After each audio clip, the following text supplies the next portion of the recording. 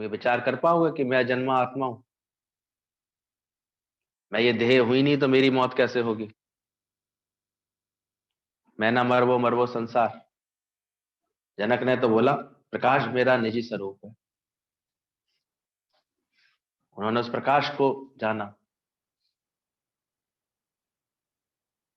ज्योतिर्मय जो आत्म स्वरूप है, क्यों परमात्मा के स्वरूप को ज्योति बोला गया है? ज्योतिर्मय है, वो प्रकाश है। जितने पॉजिटिव वाइट्स हैं वो सारी परमात्मा से जुड़ी हुई है। अब प्रकाश का मतलब केवल एक रोशनी से ही नहीं होता, भाई प्रकाश आ गया, जग छानन हुई, जग में प्रकाश फैल गया। ज्ञान का भी प्रकाश होता है। आपके आत्म भाव में अगर ज्ञान आ गया, आलोकित हो गया, तो ये प्रकाश होता है। आनंद का भी प्रकाश होता है, प्रेम का भी प्रकाश होता है। ये सब प्रकाश के स्वरूप होते हैं।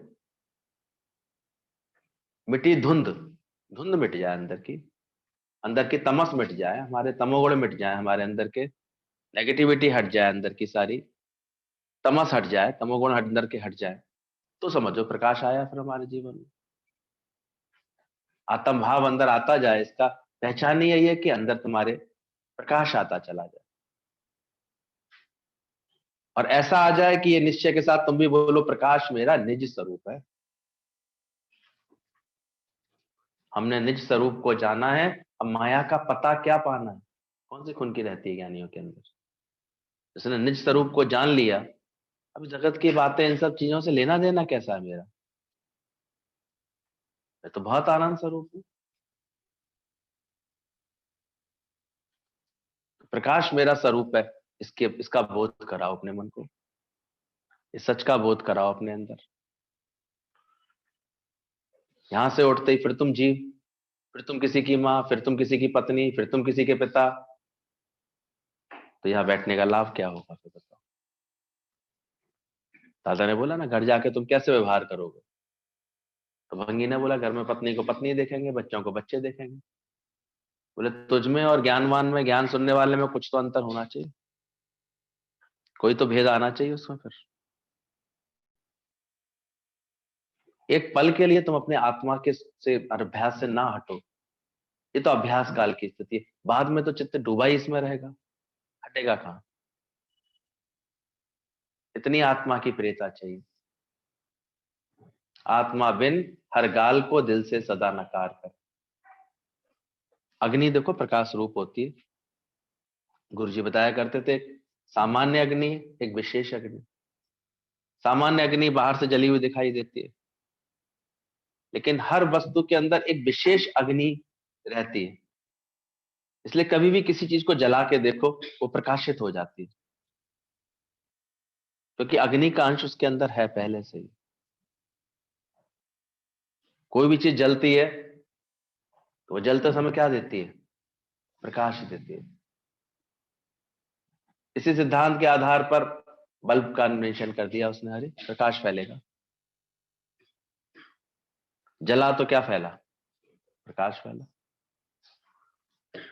तुम भी अगर जले होगे, अगर ज्ञान का बोध हुआ होगा, तो क्या फैलना चाहिए तुमसे? तो बोला प्रकाश मेरा निज स्वरूप है। लकड़ी ऐसे तो सामान्य दिखाई देती है, लेकिन अग्नि के संपर्क में आते ही, जलती हुई लकड़ी के संपर्क में आते ही क्या करती है? जल जाती है। क्योंकि अग्नि उसके अंदर विशेष रूप से पहले ही होती है, वो बस प्रकट हो जाती है। गुरु जी कहते तो तुम सब ब्रह्म स्वरूप है, आत्म स्वरूप हो, बस साकार एक जलते हुए जागृत ज्योति के संपर्क में आने भर की देर है तुम्हारी, तुम भी जल जाओ। तुम भी अपनी विशेष अग्नि को प्रकट करो अपने अंदर से। हमारे यहाँ कभी खुशी नहीं आती है गुरु को कि नहीं, तुम गुरु को तो बहुत बड़ा समझो, तुम क्या हो भाई? वो बैठा बैठा पढ़ रहा था, ब्रह्मज्ञानी को खोजे महेश्वर, ब्रह्मज्ञानी आप परमेश्वर, ब्रह्मज्ञानी ऊंचे से ऊंचा, ब्रह्मज्ञानी की महिमा बताया जा रहा था, बोले जा रहा था। क्या गुरु को खुशी आ रही थी? सच्चा गुरु सुन रहा था तो एक ही बात, तेरा की तो ब्रह्मज्ञानी ऊंचा हो गया तो तुझे क्या फायदा होने वाला है?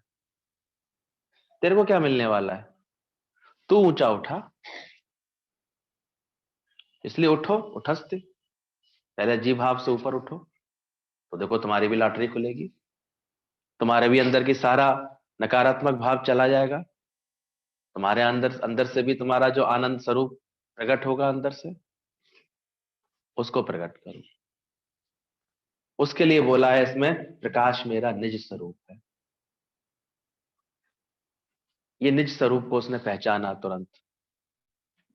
कितना तो उसको आनंद आया होगा अपने अंदर में, सोचो जनक को कैसा उसको अंदर में अनुभूति हुई होगी। कभी दिखाते हैं प्ले वगैरह में ऐसे पिक्चर्स में कि जब उसको बोध हुआ तो क्या फैलता है, हमेशा ऐसा लगता है प्रकाशित हो गया, एक आभा मंडल बन जाता है, पीछे प्रकाश का पुंज आ जाता है उसके ऊपर। वो प्रतीक है कि ये एनलाइटेड बंदा है, ये एनलाइटेड है, इसके अंदर प्रकाश है। वो उसकी छवि में, उसकी प्रकृति में, उसके आनंद स्वरूप में प्रकट होता है। सदगुरु मिले, देखो हम प्रकाशित हुए। बहुत गुरु जी रोकते थे, बोले कहीं किसी को प्रभावित करने के चक्कर में मत पड़े आना, स्वयं को प्रकाशित करना। आजकल थोड़ा सा ज्ञान लेकर के सोचता है इसको प्रभावित करें, इसको प्रभावित कर लें, तो दुनिया तो प्रभावित कर भी लोगे, पर प्रकाशित हुए तुम्हारे अंदर ये जला, दीप जला।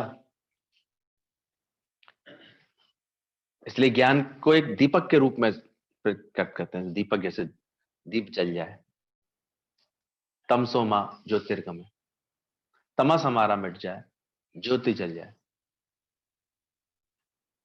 जनक इसी अनुभूति को की व्याख्या कर रहे हैं कि प्रकाश मेरा निज स्वरूप है, मैं उससे भिन्न नहीं। और जब संसार प्रकाशित होता है तो वह मेरे से ही प्रकाशित होता है। यानी मेरी ऐसी अभिन्नता है मेरे स्वरूप से, मेरी आत्मा से, कि जिस आत्मा के कारण सारा संसार प्रकाशित है, तो मैं भी किससे प्रकाशित? ये सब क्या है? मेरा ही तो प्रकाश है। मुझसे उत्पन्न है संसार, ये सब मुझ आत्मा के प्रकाश में ही तो प्रकाशित है। सूरज, चांद, तारे, सितारे, ये सब मेरा ही तो प्रकाश लिए हुए। शिव मेरे ही ध्यान में है, ब्रह्मा मेरे ही ध्यान में है, विष्णु मेरे ही चिंतन में है, मेरे ही ध्यान में। ये अनुभूति बनाओ ना, तुम कितने महान हो, ये तो अपना मूल पहचानो। बार बार अपने पर ऐसे आशिक होने की कोशिश करो, समझो अपने को तुम क्या नहीं हो। कब तक क्षुद्र बने रहोगे, दीनहीन बने रहोगे, छोटे मानते रहोगे अपने आप को? ऐसे जानो कैसे कि मैं प्रकाश स्वरूप हूं, सब में मेरा ही तो प्रकाश है, सब मुझसे ही तो प्रकाश ले रहे हैं। जहां भी प्रकाश देखता है ज्ञानी, लगता है देखो मेरा ही तो प्रकाश है, मैं ही तो इस रूप में बना हुआ हूं। इसलिए जो अभी तक इंप्रेशन पड़ते हैं ना, किसी के प्रभाव में आ गए, किसी की बात में आ गए, सब खत्म हो जाएगा एक बार आत्मज्ञान होगा तो। ऐसे अंदर से बिल्कुल सहज में रहोगे, ऐसे अंदर से कोई अज्ञानता का भाव नहीं आएगा फिर किसी तरह से भी। ऐसा प्रकाश स्वरूप, ये आत्मा स्वयं प्रकाश है, इसको अन्य प्रकाश की आवश्यकता नहीं। जीसस ने भी बोला गॉड इज लाइट, लाइट होती है। अब ये देखना, उस लाइट तो है तुम्हारे अंदर, अब उस लाइट में, प्रकाश में तुम कर क्या रहे हो? गुरु जी कहते थे कि सर्प के ऊपर मणि होती है, वह स्वयं प्रकाशित होती है। मणि का अपना प्रकाश होता है, जितने भी मणि समान रत्न होते हैं ना, उसमें एक अपना प्रकाश पुंज होता है, इसलिए वो मणियां कहलाते हैं। इसलिए अंधेरे में भी वो प्रकाशित होने लगते हैं। कोई कोई तो इतनी विशेष मणियां होती है, अंधेरे में अपना प्रकाश छोड़ती है। कुछ व्यक्ति टहल रहे थे गुरुओं शिष्य से, तो देखा उन्होंने पहाड़ी के ऊपर बड़ी कैसे कोई तारे से टिमटिमा रहे थे, प्रकाश फैल रहा था। उत्सुकता जागी, गुरु ने कहा चलो चल के देखते हैं क्या है। गुरु तो जानते थे, पर शिष्य को ज्ञान कराना था, बोध कराना था, लेके गए तो देखा वहां कुछ सांप थे, और सांप के फन पर मणियां थी। और वो मणियों का प्रकाश जगमगा रहा था नीचे तक। लेकिन कुछ सांपों का प्रकाश, एक दो मणियां तो बहुत विशेष चमक रही थी, बाकी सब ऐसे ही। गुरु मुस्कुराने लगे। शशि ने पूछा, आप क्या सोच रहे हैं, क्यों मुस्कुरा रहे हैं? बोले, यही देख रहा हूं, मणियां तो सबके पास है और अकल सबके पास ठीक नहीं। देखो, कुछ तो इस मणि के प्रकाश में क्या कर रहे हैं, मच्छर लपक लपक के खा रहे हैं। वो इस प्रकाश का उपयोग केवल मच्छर मारने में कर रहे हैं। कुछ तो और ज्यादा दुर्गति कर रहे हैं, फुफकार रहे हैं अपने क्रोध में आ करके, और धूल जोड़ रही है वो उल्टा उनकी मणि के ऊपर छा रही है। और उनका प्रकाश देखो कितना मध्यम हो गया, कितना छुपता जा रहा है, ढक गया है। पर उस विशेष को देखो, वो क्या कर रहा है, वो अपनी मणि को चमका रहा है और चंद्रमा की रोशनी से उसको तालमेल बैठाने की कोशिश कर रहा है, अपने फन को ऐसे कर, ताकि उसकी रोशनी सबसे दूर तक जा रही। मणि तो है सबके पास, प्रकाश तो है सबके पास, और सबसे दूर तक अपनी चमक लाइट कौन फेंक पा रहा है? बोले, क्या आशय है गुरुदेव इसका? बोले, यही संसार में गतियां हैं सबकी। शक्ति भगवान ने सबको दी है, स्वयं भगवान ही तो बना हुआ सबके अंदर, और है कौन? Nothing but God, everything is God. और उस शक्ति का उपयोग क्या करते हैं? कुछ तो मच्छर मारने में ही, केवल खाना पीना, eat drink and B Mary, इसी में ही अपनी सारी शक्तियां उपयोग कर देते हैं। धन के पीछे देखो क्या दुर्दशा लगी पड़ी है। जीवन भर चिंतन केवल धन का किया, कोई ढंग का चिंतन था ही नहीं धन के सिवा। पैसा और कैसे बढ़े, कैसे मिले, कैसे हो, क्या हो। पैसा ही जोड़ा तो फिर भर के पेटियां चल दिए आकर के इलाज कराने, तो पैसा ही तो काम आया। और आजकल तो हम देख रहे हैं कि कितनी अजीब स्थिति है, पूरा पैसा भी ले लेंगे तुम्हें। वो कह रहा था, जब तक पूरा पैसा नहीं ले लिया तब तक ये भी डिक्लेयर नहीं किया कि तुम्हारा पेशेंट नहीं रहा। हम उसका इलाज कर रहे हैं, हम ये कर रहे हैं, हमारे सामने सीन ये बनाते रहे। और जब बाकी के बच्चे हुए 3 साढ़े 3 लाख रुपए, तो वो उन्होंने जब कैश करा लिए, उसके बाद कहते हैं 10 मिनट बाद आकर के स्टाफ कहता है, अब अपनी बॉडी ले। बोले, बॉडी बॉडी कहाँ से है? बोले, आप बॉडी वो कुछ रहा नहीं उनमें, शरीर में कुछ बचा नहीं, वो आप ले जाइए। बोले, मैं शॉक्ड हो गया सुन करके, क्योंकि पोस्टमार्टम के हिसाब से बहुत पहले ही हो चुका था, 7 8 घंटे पहले ही हो गया। लेकिन वो बनाए रखे उसको, ले जाओ। तो ठीक है, धन की प्रीत तो यही देगी, और क्या देगी? जगत की प्रीत क्या देगी? उठावनी में आ जाएंगे कुछ लोग खिंच करके। आजकल तो वो भी बड़ी बात खराब हो ही जा रही है, पहले ही लिखवा देते हैं कोविड के चक्कर में आप ना आइए, तो ठीक है, कौन जाएगा? कितना आजकल जागरूक होने की जरूरत है, सोचो। कितने अपने हेल्थ इश्यूज को ठीक रखने की जरूरत है, कितना अपनी मानसिक स्थिति को एकदम परफेक्ट रखने की जरूरत है। अननेसेसरी क्यों इमोशनल बना रहे हो अपने माइंड को? इमोशनल होता है जरे दुखी जरे सुखी, भटक रहा है खामा खा, खामा खा महसूस कर रहा है कि ऐसा हो जाए, ऐसा हो जाए, ऐसा हो जाए। क्यों सोच रहे हो? जो हो रहा है उसको स्वीकार करो, ईश्वर की तरफ से जो बात आई है, वेरी गुड, वेरी नाइस। खुशी से ही बिता डालो, बिताने ही तो आए हो जगत में, सब बिताने ही तो आए हो तुम लोग। ज्ञान के बाद ये अकल आई है कि हर वक्त हम इस आनंद के साथ रह सकें, इस प्रेम के साथ चल सकें, खुशी के साथ रह सकें। तो बिना ज्ञान हर कोई धोखा ही खाए, प्यासा ही आए, प्यासा ही जाए। प्यास में ही रहते हैं सबके सब। दूसरा था वो और बदमाशी, वो तो मट्टियां ही उड़ाया जा रहा था। राग द्वेष की मैल उड़ाते रहते हैं जीवन भर, पूरे जीवन का अपना प्रकाश ऐसे खराब कर लेते हैं।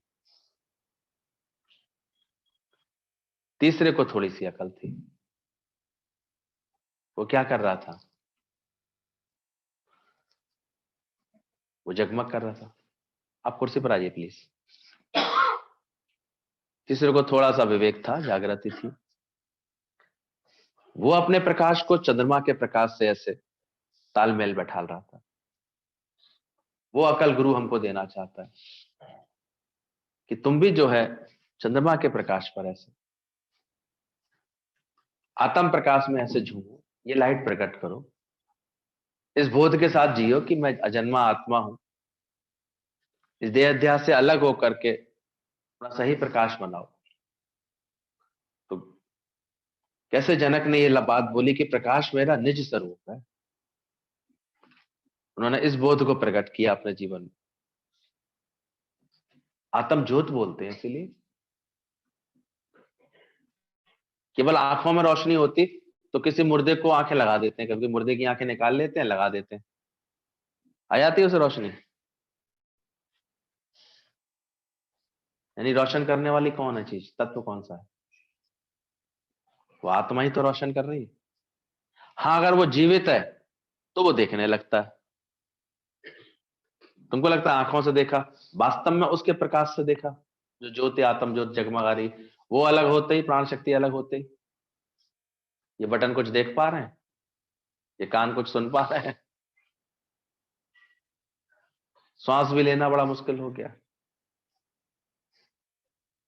आजकल तो कैसी सुनने में आती है, इसका अटैक अगर हो जाता है लंग्स पर कोरोना का, तो कैसे उसकी वीकनेस बढ़ जाती है। सालों में भी वीकनेस ठीक हो जाए तो बड़ी बात है, कह रहे हैं डॉक्टर, क्योंकि अभी कोई एक्सपीरियंस ही नहीं है, लोगों को पता ही नहीं है। 30-35% लंग्स के साथ जीना है, सावधानी से जीते रहो, नहीं तो बार बार तबीयत खराब होने का अपना खतरा पैदा करते रहेंगे।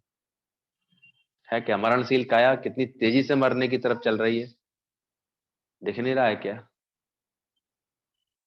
2020 ने तो बहुत कल्याण किया है ज्ञान के लिए। गुरु भी उतने ही देखो डटा हुआ है हमें रोज सुबह शाम अभ्यास कराने के लिए कि जल्दी अभ्यास कर लो। चारों तरफ हाहाकार तो सुन ही रहे हो, कितने हमारे ही साथी जा चुके हैं जगत छोड़ के। हमारे बांसलस खानदान में तो लाइन लग गई है, 14-15वीं सुन रहे हैं, ये गया कि वो गया कि ये गया, कुछ पता है इसका? फिर भी मन इतना बहरा है, दादाजी कहते हैं बहरा भी है अंधा भी है, ये सुन के भी नहीं सुनता, देख करके भी नहीं देखता। कितना क्षणभंगुर है, फिर भी अपनी आत्मा से प्रीत करने में ये देरी करता रहता है, वो सच से प्रीत नहीं करना चाहता। उसका आनंद तो पाले कम से कम, जाए तो प्रकाशित होकर के तो रहे कम से कम जीवन में। शरीर तो क्षणभंगुर है ही, सभी के माया में होने के कारण विनाशी है, लेकिन ये सच्चा आनंद तो ले ले अपने स्वरूप का, उस आनंद का तो मौज मनाए अपने अंदर। सतगुरु प्यारे ने कितना बचाया है, हंसने लगी जिंदगी अब मन मुस्कुराया है। ये गुरु के कितने हैं। कल हम लोग सबसे रिवीजन करा रहे थे कि आनंद आनंद भयो मेरी माई, क्यों भयो मेरी माई, सतगुरु शरण हम आए। इस बात का सच्चा आनंद लो, अंदर से महसूस कराओ अपने मन को कि कैसे वो ज्योत स्वरूप है, वो हमारे भीतर ही है। मैं वो ज्योत स्वरूप हूं, मेरा ही सर्वत्र प्रकाश है, सब में मेरा ही आभास है। यह प्रकाश भी इतना तेज है कि 12 सूर्य एक साथ चमक रहे हैं, ऐसा बोला गया। जो पूरी तरह से अपनी दिव्यता में आ जाता है ना, देखो उसको, उसका प्रकाश कितना फैलता है। आज गुरु जी का प्रकाश कितनी दूर दूर तक लोगों को प्रभावित करता गया, जागृत होते गए लोग, आनंदित होते गए, ज्ञान में ऐसे झूमने लगे, सच के साथ रहने लगे। जिनको प्रकाशित कर दिया वो अभी तक झूम रहे हैं, प्रकाशित प्रकाश फैला रहे हैं, आनंद में। तुम भी आनंद में रहो,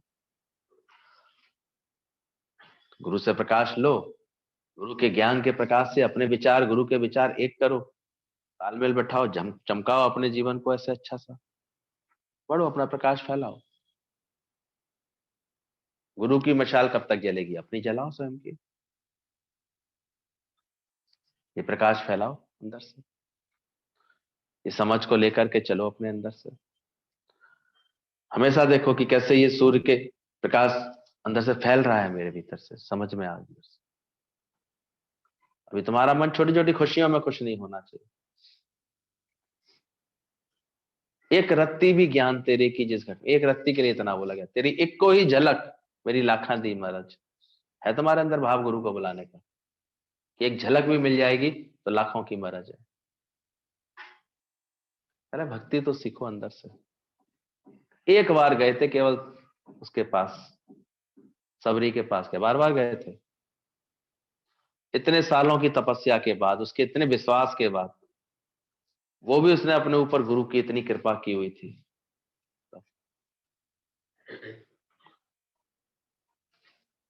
तुमने क्या जीवन बना के दिखाया? तुम्हारे घर पर आए, क्यों आए तुम्हारे पास? ईंट पत्थर का घर देखना है क्या मुझे? कदर है तुम्हें ज्ञान की? तुम अपने जीवन से कौन सा तुमने ज्ञान का कार्य किया? कुछ किया? वो जीवन उपयोगी बनाया? अभी तक फजीते से कर रहे हो अपने। हक भी नहीं बनता है, सोचो कितना भाव, कितना प्रेम रखा होगा, कितनी लगन रखी होगी, तब गुरु का घोड़ा मिला पाते हैं। कितने उद्धार का कोई कारण बनता है गुरु का, तब संकल्प होता है गुरु का, ऐसे थोड़ी होता। कोई गुरु क्या इन रिवाजी कामों के लिए होता है क्या? पहले अंदर का भाव तो देखो, तुम्हारा भाव कैसा है? इतना शुद्ध है, इतना ऊंचा है, लगन है अंदर की ऐसी, जीवन पर समर्पित होगा। वृत्ति तो ऐसी दिख रही है, एक दिन अगर गुरु ने कुछ कह दिया तो तुम्हारा अहंकार तुम्हें दूसरे दिन यहाँ बैठने भी नहीं देगा। अहंकार तो इतना लेके चल रहे हो, तो कैसे संगत करोगे तुम गुरु की? गुरु की संगत तो वही कर सी जिसने अहमता मारी है। पूछो अपने आप से। ये चकमक यूं ना जगती है, न यूं ज्योति चमकती है। ये आदतें जो पुरानी होती है, बातों से भी नहीं बदलती। अभ्यास करना पड़ता है, लगातार जतन करना पड़ता है, जलाना पड़ता है। कल ही मैंने बोला, थोड़ी तपस्या होती है, कीमत बढ़ती है। खाली भुट्टा मिलेगा सादा 5 रुपए का, और तपा तप जाएगा तो 25 रुपए की रेट हो जाती है उसकी। क्या किया बेचारे ने? थोड़ा अग्नि का संग किया, थोड़ा लाल काला हुआ, भुन गया, सिक गया। तो तुम तपस्या करोगे तब तो कीमत बढ़ेगी ना, ऐसे थोड़ी बढ़ेगी। तप रहित व्यक्ति को मैं कदाचित नहीं मिलता। तो अंदर में निरंतर देखो, मेरा प्रेम, मेरा ज्ञान का शौक, मेरी गुरु की लगन मुझे तपस्या करा रही है, मेरी एकाग्रता और अच्छी कर रही है, ज्ञान के कंसेप्ट और मैं अच्छे से क्लियर करके आचरण में उतार रहा हूं।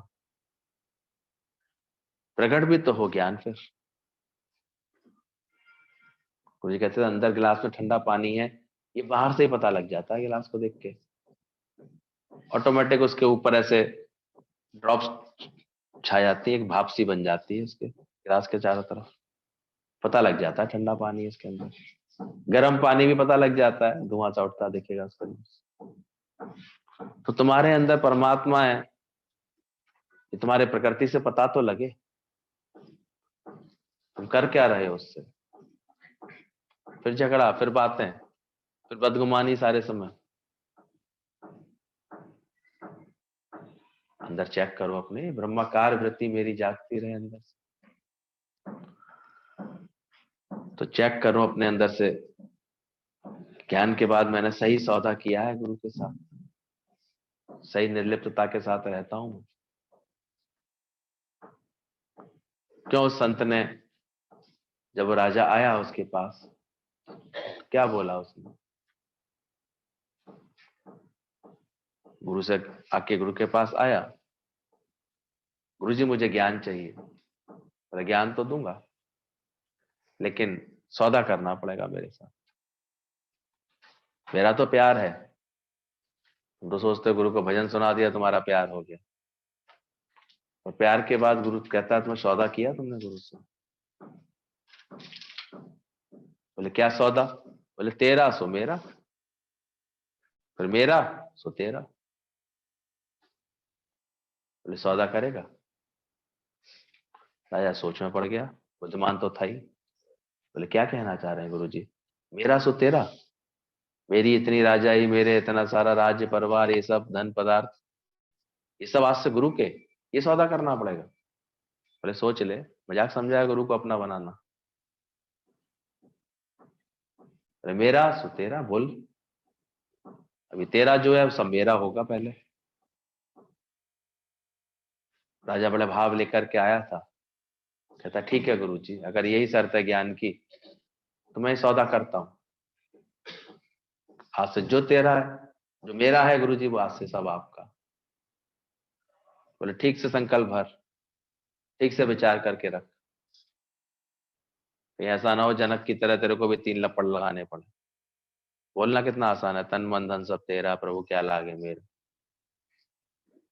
और सारे समय दुर्गति बना रहे हैं अपनी। ये तन मन धन सब गुरु का है, सब प्रभु का है, क्या लागे तेरा। आरती में शब्द बोल देना और ऐसे बोल देने में कितना आसान नहीं रहता है। कोई है गुरु का हक तुम्हारे ऊपर? कोई मन गुरु के प्रेम से, गुरु की बात से भरा हुआ है?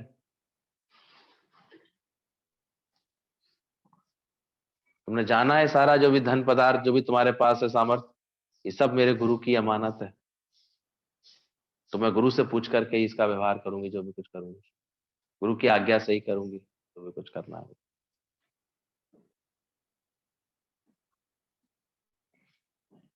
तो विचार करना आना चाहिए इतना अंदर से। हम तो देखते थे गुरु ने भले ही कभी कोई व्यवहार किया भी, लेकिन अंदर से छूटे कितने थे वो, कितनी इच्छा रही थी अंदर से। कार्य होता था, लेकिन कार्य के अलावा कार्य में आसक्ति बिल्कुल नहीं होती थी, ममता बिल्कुल नहीं होती थी। भले विस्तार होता चला गया, उनके इर्द गिर्द प्रेमी आते गए इतनी सब जगह, लेकिन उनका उनका मन कहीं नहीं अटका। उनको ना आवश्यकता भी नहीं लगी कभी किसी चीज की। छोड़ के 3-3 महीने ऐसे ही चले जाते थे, चिंतन भी नहीं आता था किसी का। जिसने ये जान लिया अपनी सगी नहीं दे, पता नहीं जब देह का जिनको, तो औरों से क्या मतलब है। समझ है, समझ जिसको आ गई तो आ गई, उसमें क्या बात है। लड़की शादी होती समझ जाती है, अब ये घर मेरा नहीं, समझ गई ना, अब ये घर मेरा है, तो वहां संभालने लगती है, वहां प्रीति जोड़ने लगती है, वहां सेवा समर्पण से दिल जीतने लगती है। समझ गई ना बात, तुमको भी समझ में आनी चाहिए। रहना नहीं देश बेगाना है। समझ गए तो प्रभु, केवल एक समझ की तो आने की देर है केवल, कि मैं किस अज्ञान की वजह से मैं कहता हूँ, बोला ना मैं अज्ञान के कारण मोहित हो रहा हूँ। अभी गीता भगवान पूरा उस सूत्र को क्लियर कर रहे थे कि कैसे ये मोह मुझे ठग रहा था, मुझे पता ही नहीं था। मेरा मोह मुझको कितना ठग करके बैठा हुआ है तो ब्रह्म स्वरूप, है तो आनंद स्वरूप, और मैं क्या विचार कर रहा था अभी तक। तो जागृति करते जाओ अपने जीवन में, लगन बढ़ाओ रोज अपने अंदर में। राजा ने बोल दिया गुरुजी ठीक है, मेरा सो तेरा, लेकिन कहने के साथ ही थोड़ा राजा उदास हो गया, और गुरु से छुपता तो कुछ है नहीं। बोले बोला तो सही इसने कि जो कुछ मेरा है सब संत जी आज से आपका, गुरु जी आज से आपका,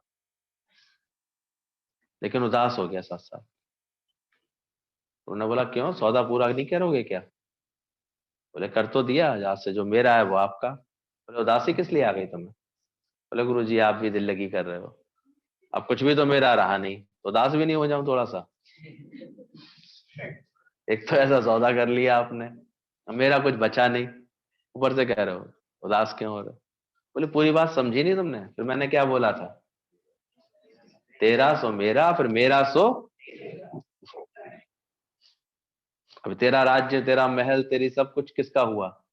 बोले गुरु जी आपका हुआ। बोले जो मेरा हुआ फिर वो किसका होगा? पूरा सौदा क्यों नहीं कर रहा है, अधूरे में क्यों बैठा है? अब मेरा समझ करके इसको संभाल, मेरा मान करके इसमें व्यवहार रख तू अपने अंदर से। तब राजा को बोध होने लगा कि सच बात, तो ऐसे तो भगवान का नहीं मान पाते हैं, लेकिन जब गुरु पड़े आता है ना, जरा ली देने बीच बीच में गुरु आ जाता है जीवन में, तभी अकल आने लगती है कि अरे ये सब ठीक, इसकी अमानत। किसी के अचानक ये भी शरीर शांत हुआ है, मिलने गए उनसे, ज्ञान सुनती है नियमित रूप से, ऑनलाइन भी आजकल सुन रहे हैं, कहती है देखो हमें भैया आपकी ये बात एकदम से याद आ गई उसी समय, कुछ लेने से पहले भगवान ने कम से कम इतने प्राणी दिए ना हमारे घर में। हम तो दो आए थे, 2 से 4 बच्चे हुए हैं, 4 बच्चों के भी 2-2 बच्चे हुए हैं, इतने गुना तो भगवान ने दे दिया पहले हमको। उसके बाद एक अपनी वस्तु की एक अमानत वापस लिए, तुम इतना मन क्यों खराब करें, बेकार में क्यों बिगाड़े। पहले देता है भगवान, डायरेक्टर को रोल कराना होता है तो पहले वो अपनी व्यवस्था करता है, उससे हमें पैसे दिलवाने हैं तो पैसे पहले पैसे डालता है जेब में, तब रोल कराता है। पहले दिया है ना भगवान ने। लेकिन मन ऐसा नीच होता है ज्ञान में, वस्तु पावे तो पाछे राखे, दरपत ना आवे फिर माया पाछे लागे, और एक वस्तु कारण बिखोट कबावे। कोई अगर वस्तु वापस ले भगवान का भी, तो ऐसा अपना चेहरा बुरा करके दिखाएगा, ऐसा अंदर से शोक करके दिखा देगा कि बहुत दुखी हूं मैं। एक दादा का दर ऐसा है जहां पर शोक जो है दम दबा के भागा यहां से, बोले यहाँ तो भाई कोई दाल गलेगी नहीं। यहाँ तो ये भजन ही ऐसे गाते हैं, सुख भी मुझे प्यारे हैं दुख भी मुझे प्यारे हैं, छोड़ू मैं किसे भगवान दोनों ही तुम्हारे। यहाँ तो ये मान ही नहीं रहे हैं कि कुछ हुआ है, कुछ गलत हुआ है। यहाँ तो ये लोग एकदम से आगे जीवन को देख रहे हैं, मौत की तरफ देखते ही नहीं है। No sin no sickness no death कह रहे हैं, डेथ है ही नहीं। और सच में हमने देखा, जब ये भाव रखते हैं ना, तो वास्तव में चाहे कोई कितना भी दुखी होता है उसके जीवन में कोई घटना घटी होती है, वो भी गुरु हमने देखते हैं ज्ञान के आगे एकदम शांत हो जाता है। एक बार मिलो जा करके, एक बार उसको ज्ञान की बात सुनाओ, तो एकदम उसका चित्त शांत हो जाता है। बोले सही बात तो है, लाए क्या थे जो गया हमारा, ये तो हमारी बेईमानी थी, अमानत में खयानत करके बैठे थे, चोरी करके बैठे थे। असंख्य चोर हरामखोर, तभी तो नानक देव ने गालियां दी हैं दुनिया वालों को, ये सब चोर बैठे हैं, अमानत में सब खयानत करते हैं। अमानत सब भगवान की है, ये क्या कहने लगते हैं मेरी है। तो सच समझ में आ जाता है तो कैसे सौदा पूरा हो जाता है। अब सब परमात्मा का, मेरा सो तेरा। अब तेरा समझ करके भगवान, इसका उपयोग किया जाएगा अच्छे से। तेरा भाणा मीठा लागे, जो तुध भावे साई भली का, सही समझ में आ जाती है। जैसे जैसे अंदर में ये सच अंदर में आता है ना, एकदम से सारा भेद चला जाता है अंदर का। एक सुंदर राजकुमारी थी, तो एक जमादारन का लड़का बचपन से ही राज उसमें खेलने आता था उसके साथ, अपनी माँ के साथ, वो काम करने आती थी राजा के यहाँ। अब वो छोटा बच्चा लड़का साथ में आता था, तो बचपन से राजकुमारी को देखता था, वो छुप छुप के देखता रहता था, और देखते ही देखते उसको इतना प्यार हो गया, बड़ा उसको प्यार हो गया उससे, बड़ा होता गया, प्यार परवान चढ़ गया उसका अपने आप। जब जवान हुआ तो माँ ने देखा ये बड़ा चिंता में रहता है, ऐसे सोचता रहता है, खाता पीता नहीं है। चले तो बोले क्या बात है, बोले माँ मुझे राजकुमारी से शादी करनी, उसको पाना है। माँ ने कहा चरा हुआ है, पागल हो रहा है क्या, कहाँ वो राजकुमारी, कहाँ तू मेरा पुत्र, तेरी बुद्धि फिर गई है क्या, ये तो सोच भी कैसे रहा है, ये तेरी अकल में भी कैसे आया। कहता है नहीं माँ, तो कुछ भी हो उसको ही पाना। माँ भी बुद्ध मानती, अपने गुरु के पास ले गई, बोले गुरु जी आप समझाइए इसको। गुरु तो हमेशा सच के लिए जगह ही देते हैं। उन्होंने कहा ठीक है, कुछ तो तुम्हें उपाय करना पड़ेगा, कर पाना है तो ऐसे थोड़ी मिल जाएगा। बोले लगाओ चित्त परमात्मा से, फिर देखो तुम अपनी लीला। उन्होंने प्रेरणा देकर के उसको लगा दिया,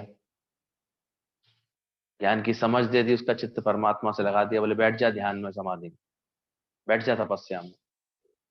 जहां थोड़े समय तपस्या उसकी शुरू हुई, जहां उसकी तपस्या के बारे में लोगों को पता लगा कि ऐसे तपस्या कर रहा है, करते करते तपस्या कुछ सालों में उसकी ऐसी दाढ़ी वाड़ी सब ऐसे बिल्कुल ऐसे उसके ऊपर संत का रूप आ गया।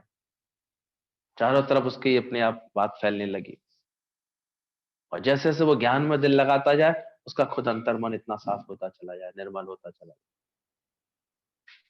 लोग आने लगे उसके पास, अब भेंटे ऐसे लेकर के आने लगे, कोई बड़े महात्मा जी हैं, बड़े ऐसे हैं, देखो कितनी घोर तपस्या कर रहे हैं, पेड़ के नीचे टस से मस नहीं होता था, कुछ भी ग्रहण नहीं करता था, कुछ भी लेता नहीं था किसी से, कोई व्यवहार नहीं करता था, एकदम शांत होता चला जाता। राजा तक भी खबर पहुंच गई। एक समय राजकुमारी को लेकर के वो आया, तेज देख करके उसका निक कर ऐसे करके उस राजा को लगा ये तो बहुत ही अद्भुत है। राजा अपने आप ही बोलने लगा कि मैं अपनी राजकुमारी का विवाह इसके साथ करूंगा, लेकिन तब तक तो उसका हृदय पूरा परिवर्तित हो गया था। वो उठ के चल दिया एकदम से, बोले अब इस दिल में कोई चाह नहीं है, कोई कामना नहीं। तो ये गति होनी चाहिए ना अंदर की। ज्ञान के बाद अंदर देखो ऐसा प्रकाश आ रहा है तुम्हारे अंदर। वो पिक्चर आई थी गाइड, उसमें दिखा रहे थे कि कैसे भले शुरू में वो छलिया था, अपने स्वार्थ के कारण वो बैठा था, ऐसे ही ढोंग रच करके बैठ गया था लेकिन लोगों के विश्वास में उसके अंदर ऐसा विश्वास जगा दिया परमात्मा का, ऐसा उसके अंदर, भले बाद में शरीर छूट गया उसका, लेकिन वो ऐसा दिव्यता से लीन हो गया परमात्मा। सच आ गया, बोले अब मैं झूठ में नहीं रह सकता। तो भले यहाँ शुरू में हम लोग बाहर से अभी सच्चे मन से नहीं आए हुए होते हैं, लेकिन आ तो गए ना सच्चे गुरु के पास। तो वो ऐसी तपस्या करा देता है, वो ऐसा लगा देता है लगन अंदर में कि क्या मांगा हूं कछु थिर ना रहे। आज हमारे गुरु जी ने कितने तपस्वी तैयार कर दिए, कितने लोगों के अंदर की वृत्ति शांत कर दी, कितने लोगों का जीवन इतनी पवित्रता से भर दिया, ज्ञान से भर दिया। तुम भी चूको मत, मौका मिला है। लगन बढ़ाओ अपने अंदर, परमात्मा से ऐसा, सच से ऐसा अपना प्रीत बढ़ाओ अपने अंदर,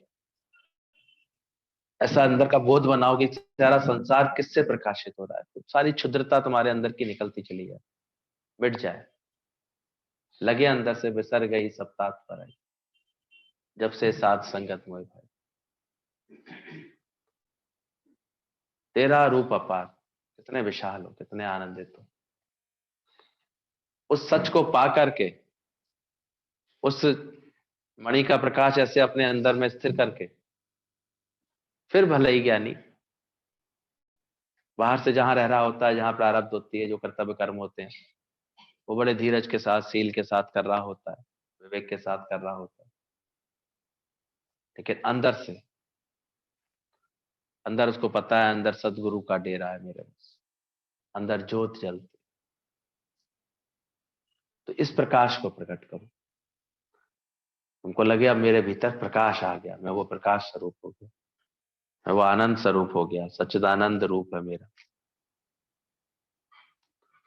फिर भले ही किसी कामना से बैठे भी थे आकर के यहाँ, वो चरणों में भी लौटे, तो भी आवश्यकता नहीं लगती उसको, जरूरत नहीं लगती। क्या मांगू कछु थिर नहीं, देखत रैन चला सब। बोध होने की देर है अंदर से। सबसे पद है तेरा ऊंचा, लाल रहे तू लासानी। सबसे ऊंचा तुम्हारा पद है, वो आत्म स्वरूप है, तो वो आनंद स्वरूप हो। इससे प्रीत बढ़ाते जाओ, इससे जुड़न बढ़ाओ अपने अंदर की। मैं कौन, कहां से आया हूं, क्यों श्वास की पूंजी लाया हूं।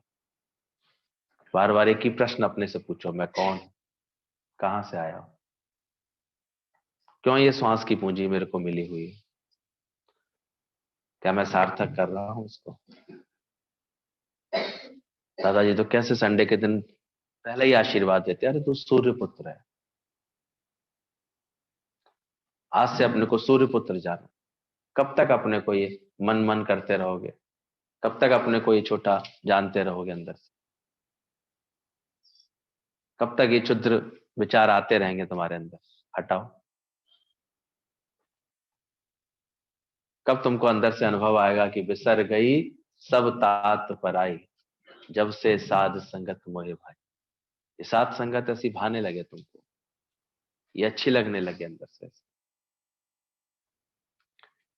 गलती मत कर बैठना, गुरु केवल कोई भारी जगत में कुछ पाने का तुमने केवल, अगर मान लिया है गुरु को साधन कि चलो जाऊंगा तो कृपा होगी तो मेरे ये काम पूरे हो जाएंगे, मेरे मनोरथ ये सिद्ध हो जाएंगे, मेरी कामनाएं पूरी हो जाएंगी, तुम उसी की तरह हो जो राजा के पास आकर के 4 भूसे गाड़ी मांग रहा है, तुमको पता भी नहीं है ये मिल भी जाएगा तो क्या, आखिर मिले ना ये रब, और सब मिले भी तो क्या, दुनिया में दिल का मतलब पूरा हुआ, सब मिल भी जाएगा तो क्या।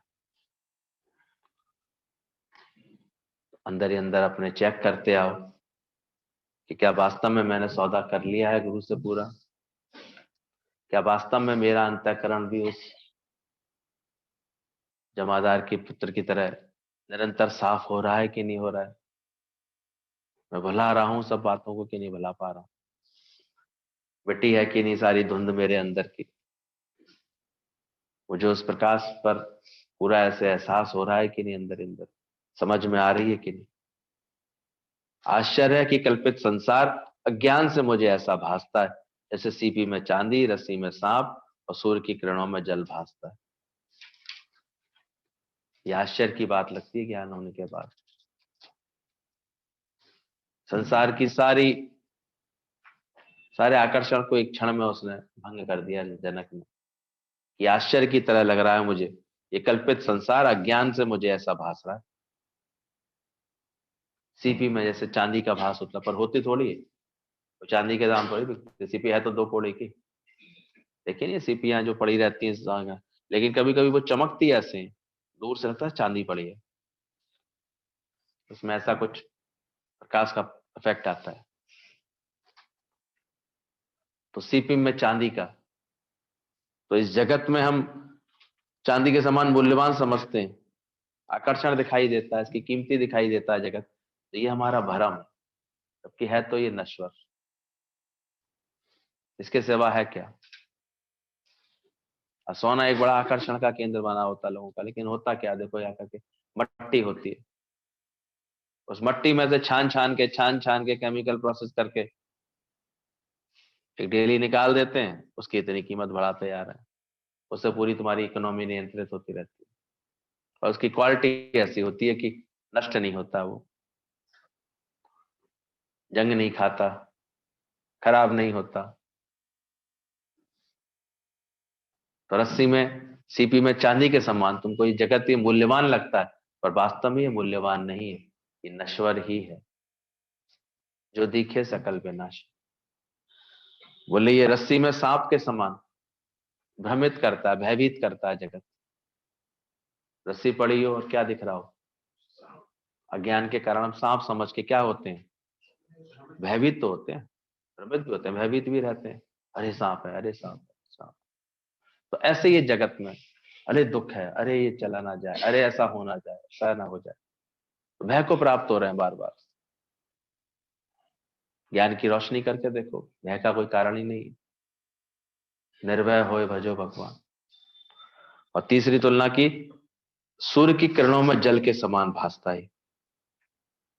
सूर्य की किरणें पड़ती हैं तो रेगिस्तान में जल का जलाशय दिखाई देता है, ऐसे कि मृग मारीच का जिसको बोलते, तो वो एक इफेक्ट है केवल एक, तो इस कारण ही ऐसा दिखाई देता है जगत कि जैसे बड़ा मूल्यवान है, मेरा नुकसान हुआ जा रहा है, मेरा कुछ बिगड़ा जा रहा है। आपको क्या पता, किसी को बोलो ना घंटे भर 2 घंटे सत्संग आया करो, अरे घंटे सत्संग आ जाऊंगा मेरा इतना नुकसान हो जाएगा, मैं घंटे घंटे 2 घंटे से अच्छा ट्यूशन नहीं पढ़ाया आऊंगा। और भैया पागल बनाते रहते हैं, रोज सत्संग बुलाओ, सत्संग आ जाया करो, सत्संग आ जाए। संडे को भी ऐसा एहसान सा दिखाते हुए आते हैं हमारे पास, आ तो गए संडे को, बड़ा एहसान कर रहे हो भाई हमारे ऊपर, तुम्हारे उद्धार की बात है, हमें क्या चाहिए। तुम अपनी लगन रखोगे, तुम अपना विवेक जागृत रखोगे तो ठीक रहे। पर करें क्या, संसार में सीपी में जो चांदी जो चमक रही है, उसे लगता है ये ना छूटे मुझसे, ये ना चला जाए। और इसी उधेड़बुन में आप देखा करो, इसी अटका सा रहता है, फंसा रहता है, खुद ही जाला बना लेता है, बाद में खुद ही फंस जाता है। जाला बनाया किसने? मकड़ी का सा जाला खुद बना लेते हैं, खुद फंसे रहते हैं। खुद ही उनका अपना ही बनाया हुआ व्यवहार उनको विक्षिप्तता में लाता रहता है। ये करना है, यहाँ जाना है, करना पड़ेगा, ये देखना पड़ेगा, देना पड़ेगा, ऐसे है, उन्होंने क्या किया, हमने ऐसे किया, उन्होंने कितना व्यर्थ का बवंडर मचा लेते हैं। बनाया किसने? कि आए थे अकेले, जाओगे अकेले। तो ये सारा सीपी में जैसे चांदी चमकती है, ऐसे मूल्यवान हमें लगने लगता है कुछ नहीं की कीमत है क्या? वो धन के पीछे बावला था, वो व्यापारी धन कमा के लौट रहा था, लेकिन नाव उसकी जब पलट गई और ऐसे द्वीप पर पहुंच गया, निर्जन था, वहां कुछ नहीं था। अब जो सोने के, उसने भी जल्दबाजी में वो सोने वाली पेटी उठा ली जब पानी का जहाज डूब रहा था।